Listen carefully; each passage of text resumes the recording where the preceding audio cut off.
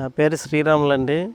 నా ఊరు గ్రామం పేరు బుడగట్లపాలెం గ్రామం, శ్రీకాకుళం జిల్లా, హెచ్ఆర్ల మండలంకి వస్తుంది. ఇక్కడ సుమారుగా 10 సంవత్సరాల నుంచి ఆక్వా ఫీల్డ్లో మేము అనేవాళ్ళం ఇక్కడ రావడం అయింది.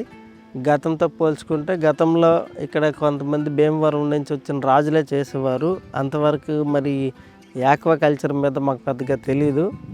ఆ తర్వాత ఏంటంటే మళ్ళీ మేము స్టడీ చేసి అప్పుడు ఆక్వా కల్చర్ స్టార్ట్ చేయడం జరిగింది. 2014లో నేను స్టార్ట్ చేశాను. నాకు చదువు డిగ్రీ అయిపోయిన తర్వాత ఉద్యోగంకి ట్రై చేస్తున్న సమయంలో ఈ చుట్టుపక్కల ప్రాంతాల్లో అప్పుడు వనామి కల్చర్ అనేది స్టార్ట్ అయ్యి మంచి సక్సెస్ రేటు, దాని రేట్లు అవన్నీ కూడా బాగున్నాయి, చాలా బాగుందని చెప్పి నాకు 1 ఎకరా స్థలం ఉండేది. ఆ ఎకరా స్థలంలో రొయ్యల సాగు చేద్దాము, అందరూ చేస్తున్నారు, బాగుందని నాకే అనిపించి నేను అక్కడ ఎకరా ప్లేస్ అనేది నా సొంత స్థలంలో చేయడం జరిగింది. అది ఎప్పుడైతే బాగుందో ఆ తర్వాత నుంచి 1 by 1 స్టార్ట్ చేసుకున్నాను. ఇది సుమారుగా 12 ఎకరాలు ఈ బిట్టు. అలాగే ఆ ఏరియాలో మళ్ళీ అవతల సైడ్ ఒక 12 ఎకరాల ఉంది రొయ్యల చెరువులు. ఇకపోతే కొద్ది రోజులు మెంటాడ కొన్ని ఏరియాలో కూడా చేశాను. ఇది ఇబ్బంది లేదు, మంచి బాగుంది, వనామి కల్చర్ అనేది బాగుంది. దానితో అలా చేయడం జరుగుతుంది. మెయిన్ ఏంటంటే మనకు సాయిల్ వాతావరణం మీద బేస్ అయి ఉంటుంది. ఒక్కొక్కసారి ఒక్కొక్కలా ఉంటుంది, వాతావరణం బట్టే అవుతుంది.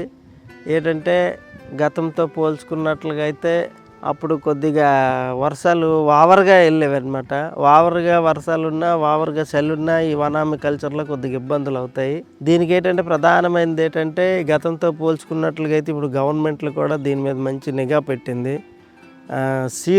సీడ్ అనేది చాలా క్వాలిటీ సీడ్ వస్తేనే ఎప్పుడైనా మనకు సక్సెస్కి 100కి 80% సీడ్ బట్టి ఉంటుంది అనమాట.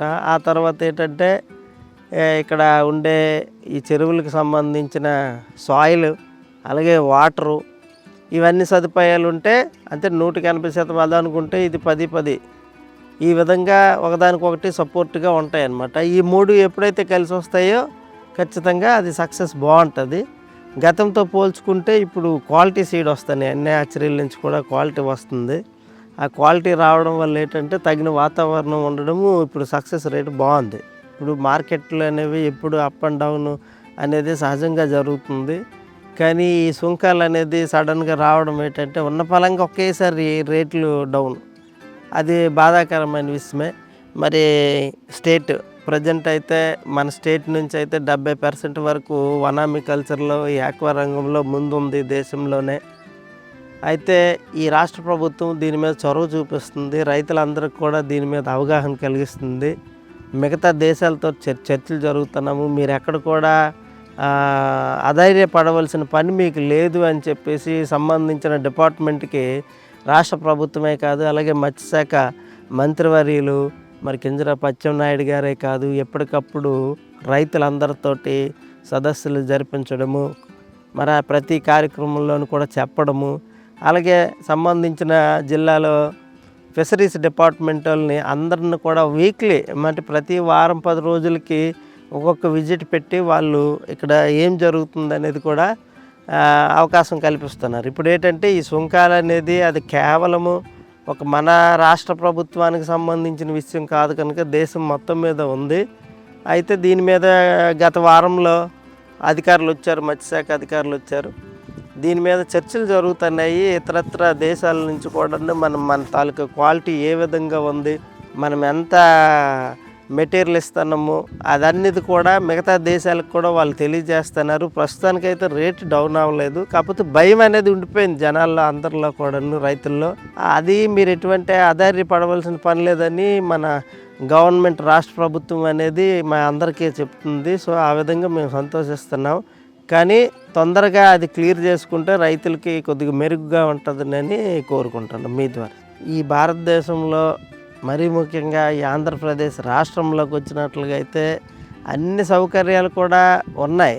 ఏంటంటే ఇక్కడే మనం పండించుకోగలము, దీన్ని మళ్ళీ స్టాక్ చేసుకోగలము, మళ్ళీ అక్కడి నుంచి మనం నేరుగా వెళ్ళి అమ్ముకునే అవకాశాలు కూడా గవర్నమెంట్ కల్పిస్తుంది. కానీ ఏంటంటే ఇది కొద్దిగా ఎక్కువ చెరువులు ఉన్న వాళ్ళకి, ఎక్కువగా చేసిన వాళ్ళకి ఇది కొద్దిగా కష్టం అవుతుంది.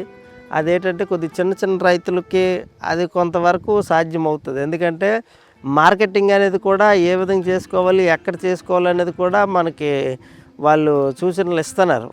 స్టేట్ గవర్నమెంటే కాదు, అన్ని రకాల సదుపాయాలు కూడా మన దగ్గర ఉంటున్నాయి కనుక ఆ విధంగా ఇబ్బంది ఏం లేదు దాని మీద. కాకపోతే పెద్ద రైతులకైతే కష్టం ఉంటుంది. ఎందుకంటే సాధ్యం అవ్వదు, కష్టం కాదు, సాధ్యం అవ్వదు. ఎందుకంటే ఇక్కడ మెటీరియల్ తీయాలి, ఆ మెటీరియల్ మళ్ళీ ఇంకెక్కడో చేయాలంటే కోల్డ్ స్టోరేజ్ ఉండాలి, మళ్ళీ దేశాలు పంపించాలి. ఇది కొద్దిగా కష్టమైన పని కనుక అది ఎవరి పని వాళ్ళే చేయాలి.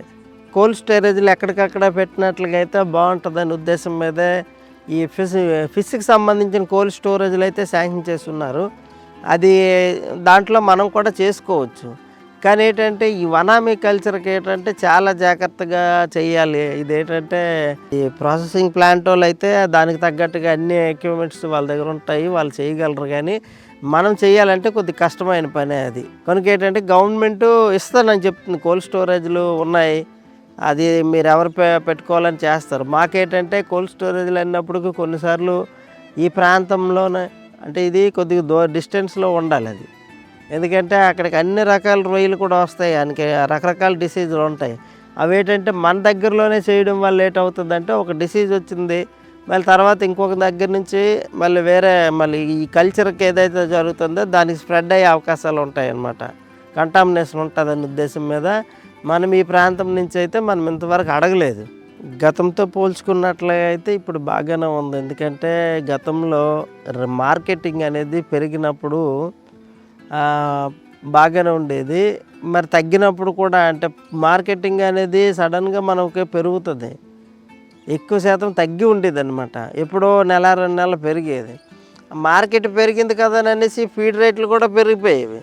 కానీ మార్కెట్ డౌన్ అయితే మరి ఫీడ్ రేట్లు డౌన్ అవ్వాలి కదా, అలాగ అయ్యేది కాదు, అది అక్కడే ఉండేది. ఇవి మాత్రం డౌన్ అయిపోయాయి, మార్కెట్లు డౌన్ అయిపోయాయి. కనుక ఫీడ్ విషయంలో ఏంటంటే ప్రధానంగా ఫీడ్ విషయంలో మార్కెటింగ్ అనేది అప్ అండ్ డౌన్ వల్ల మాకు కొద్దిగా ఇబ్బందిగానే ఉంటుంది. ఎందుకంటే రాను రాను అలా పెరుగుతుంది రేటు.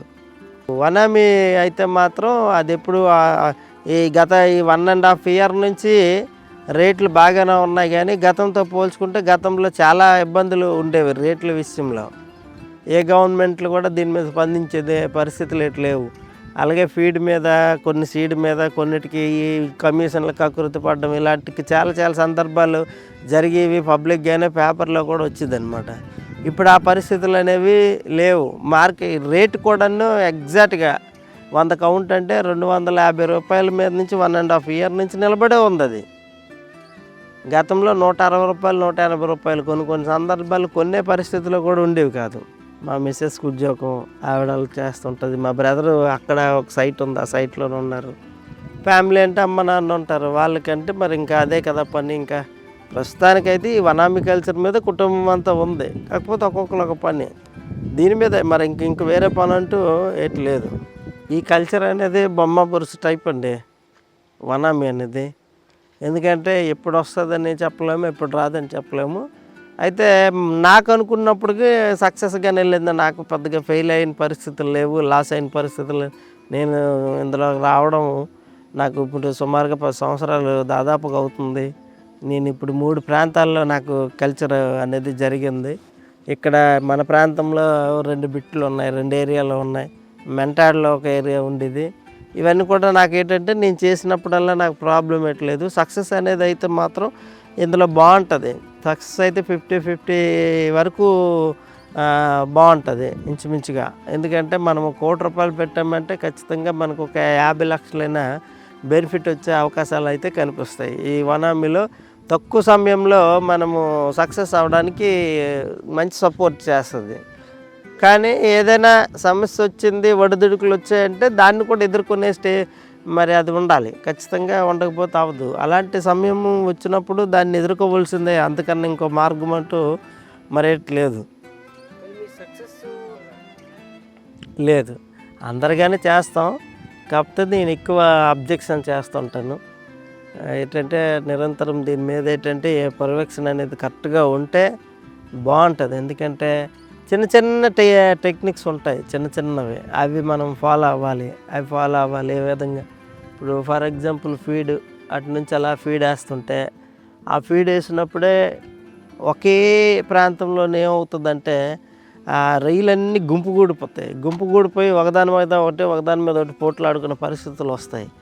అప్పుడు ఆ పోట్లాడుకునే సమయంలో ఏటవుతుందంటే బలంగా ఉన్న రొయ్యలన్నీ కూడా ఈ వీక్గా ఉండే రొయ్యలకి డామినేషన్ చేస్తాయి అన్నమాట. డామినేషన్ చేస్తే సరిపోలేవు. అప్పుడు సరిపోయినప్పుడు అవి వెయిట్ చేస్తాయి, అటో ఇటో భయంగా వచ్చేస్తాయి అన్నమాట. మరి దీనికి ఫీడ్ ఉండాలి. దీనికంటూ ఒక గ్యాప్ ఫీడ్ అనమాట. గ్యాప్ ఫీడ్ మధ్యలో ఇవ్వడము, అంటే ఒక పావు గంట పోయిన తర్వాత మళ్ళీ ఈ వడ్లు అనుకొని అలాగ ఒక ఫీడ్ వేయడము, అలాగే ఎప్పటికప్పుడు వాటర్ ఎక్స్చేంజ్ చేయడము, అలాగే వారానికి ఒకసారి ప్రోబయోటిక్స్ ఇవ్వడము, ఇలాంటివి కొన్ని పర్టికులర్గా మనం ఒక ప్రణాళిక ప్రకారంగా ఉన్నట్లుగా అయితే దానికి ఎటువంటి ప్రాబ్లమ్స్ ఉండే అవకాశాలు ఉండవు. ఎప్పటికప్పుడు క్లియర్ అవుతుంటాయి. ప్రాబ్లమ్స్ అనేది వచ్చినా దాన్ని క్లియర్ చేసుకోండి. సో ఆ విధంగా ఏంటంటే బాగుంటుంది. మరీ ముఖ్యంగా ఏంటంటే ఎక్కువ శాతం మాత్రం దీన్ని అబ్జర్వేషన్లో ఎక్కువ శాతం ఉంచుకోవాలి ఎప్పుడు. కుటుంబానికంటే మరి రైతు అనేది ఓన్లీ ఇది ఇప్పుడు ఈ ఆక్వాకల్చర్లో ఉండే రైతుల పరిస్థితులు ఎలా ఉంటాయంటే ఈ లోకం తప్ప రెండో లోకం మరేం తెలీదు. మరి ఇంక ఇదే పని మీద ఉంటారు కనుక వాళ్ళకి ఏంటంటే గవర్నమెంట్ నుంచి కొన్ని రకాలైన సదుపాయాలు రైతులకి ఏదైనా క్లిష్ట పరిస్థితుల్లోని వాళ్ళకి ఆదుకునేటట్లుగా, లేదంటే ఏ తుఫాన్లో ఏదో టైంలో వచ్చినప్పుడైనా సరే దానికి ఏదో ఇన్సూరెన్స్ లాంటివి ఉన్నాయి, అలాంటి పాలసీలు ఉన్నాయి. కానీ దాన్ని ఇంకొద్దిగా మెరుగ్గా చేసుకున్నట్లుగా అయితే చాలా బాగుంటుంది. ఎందుకంటే మరి రైతులు ఈరోజు ఈ ఆక్వాకల్చర్ పరంగా చూసుకున్నట్లుగా అయితే ఈ రాష్ట్ర ప్రభుత్వానికే కాదు, విదేశీ మార్గద్రవ్యమైన మొత్తం ఆక్వా రంగానికి 23,000 కోట్ల ఆదాయం బెనిఫిట్ మనకు వస్తుంది మన భారత ప్రభుత్వానికి. అలాంటప్పుడు దీన్ని ఏం చేయాలి? అప్పుడు ఈ బెనిఫిట్ ఇచ్చిన రైతులకి కూడా గవర్నమెంట్ దృష్టి పెట్టుకొని వాళ్ళకి మంచి చెడ్డలు కొన్ని చూసుకోవాలి. వాళ్ళకి ఇన్సూరెన్స్లు, ఏదైనా చెరువు పాండ్ ఏదైనా పరిస్థితులు అయినప్పుడు ఇన్సూరెన్స్, అంటే విపత్తుల టైంలో చెరువుకి మనకి ఇంకేం చేయలేము. ఇక్కడ మనుషులు ఇక్కడ పనిచేసే పనులకు కూడా కొన్ని రకాలైన ఇలాంటి ఇన్సూరెన్స్ పాలసీలు పెడితే మంచిది. అయితే గవర్నమెంట్ కూడా చాలా రకాలుగా ఆదుకుంటుంది, స్టడీ చేస్తుంది. ఎందుకంటే వనామీ కల్చర్ అనేది ఇప్పుడు అప్ అండ్ డౌన్ పరిస్థితిలో ఉంది. అలాంటప్పుడు ఏంటంటే కొత్తగా సీబాస్ పండుగప్పనివ్వడము, అలాగే సముద్రపు చందువాని మళ్ళీ ఈ మధ్యకాలంలో తేవడము, అందరికీ మీటింగ్ పెట్టి చెప్పించడం జరిగింది. అలాగే మరి ఇంకా క్రాబ్ కల్చర్లో కూడా కొన్ని రకాలమైన కల్చర్లు చూపించారు. బాక్స్ టైప్ ఈ విధంగా చేసుకోండి, దీనికి ఎంత బెనిఫిట్స్. ఎందుకంటే ఒకప్పుడు ఏదైతే ఆదాయం ఉంటుందో దాని మీదే బ్రతికేవారు. ఇప్పుడు ఏంటంటే ఇది కష్టాల్లో ఉన్నప్పుడు, వనామీ కష్టాల్లో ఉన్నప్పుడు ఆల్టర్నేట్ సొల్యూషన్ కూడా గవర్నమెంట్ మనకు చూపిస్తుంది. అలాగే దానికి తగ్గట్టు సబ్సిడీ ఇస్తుంది. సో ఇప్పుడు నేటి ప్రభుత్వంతో గతంతో పోల్చుకున్నట్లుగా అయితే ఈ ఆక్వా రంగానికి నేటి ప్రభుత్వం చాలా సహకరిస్తుందని నేను ఈ మీడియా ఉద్దేశించి చెప్పడం జరుగుతుంది నమ్మకంతో. బాగుంది సార్. ఎందుకంటే గవర్నమెంట్ కూడా ఈ ఆక్వా రంగాన్ని ఎక్కువ శాతం, మొన్న కలెక్టర్ గారు కూడా ఈ మధ్యకాలంలో మా గ్రామం విచ్చేసిన సమయంలో ఇక్కడ ఆక్వాకల్చర్ ఎంత జరుగుతుంది, ఇంకా ఆక్వాకల్చర్ పెంపొందించడానికి ఏమైనా మార్గాలు ఉన్నాయా అనేసి కూడా దీని మీద స్టడీ చేశారు. దానికి ఏంటంటే ఇంక భవిష్యత్తు అంటూ ఉంటున్నట్లుగా అయితే ఆక్వా రంగానికి సపోర్ట్ చేయడం వల్ల ఏంటంటే గవర్నమెంట్కే కాదు, ప్రజలకే కాదు, అందరికీ మంచి జరిగే అవకాశాలు ఉంటాయి. చాలామంది ఉన్నారు వీళ్ళు ఏంటంటే నిరుద్యోగులు ఏంటంటే కొద్ది గొప్ప ఇప్పుడు కొద్ది స్టడీ కూడా చేస్తున్నారు. ఎందుకంటే ఫిషరీస్ మీద చాలా యూనివర్సిటీలు కూడా ఉన్నాయి. అవి కొద్దిగా చదివి ఖాళీ సమయం వృధా చేయకుండా ఏంటంటే ఫిషరీస్కి సంబంధించిన కోర్సులు కానీ కొద్దిగా చేసినట్లుగా అయితే అందరూ కూడాను దీని మీద ఇంకా ఐడియా వస్తుంది.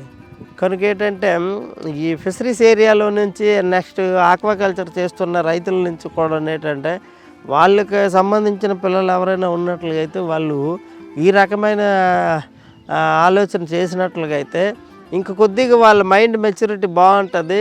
ఇందులోని ఇంకా భిన్నంగా ఆలోచించిన ఇప్పుడు సైంటిస్టులు కనిపెడుతున్నారు. అదేవిధంగా ఏంటంటే ఇప్పుడు ఎవరైతే రైతులు ఉంటారో రైతుల పిల్లలే దాన్ని భిన్నంగా ఆలోచించి ఏ విధంగా కల్చర్ చేస్తే బాగుంటుంది, ఇంకా బెనిఫిట్ మళ్ళీ రావాలంటే ఏం చేయాలి అనేటట్లుగా వాళ్ళే ఆలోచించుకునే పరిస్థితులు కూడా మనకి వచ్చే అవకాశాలు ఉంటాయి. కనుక ఏంటంటే రైతు సోదరులకి నేను ఎప్పుడు చెప్పేది ఏంటంటే కల్చర్ అనుకున్నప్పటికైతే అప్ అండ్ డౌన్ ఉంటుంది, కానీ దాని మీద కాదు, ఎప్పుడు మనం ఫోకస్ చేసి కొద్దిగా ఒడిదుడుకుల సమయంలో కూడా గట్టిగా నిలబడితే రైతులకి మంచి బాగుంటుంది, బెనిఫిట్ ఉంటుంది. ఆ విధంగా చేయమనేసి నేను కోరుకుంటానండి.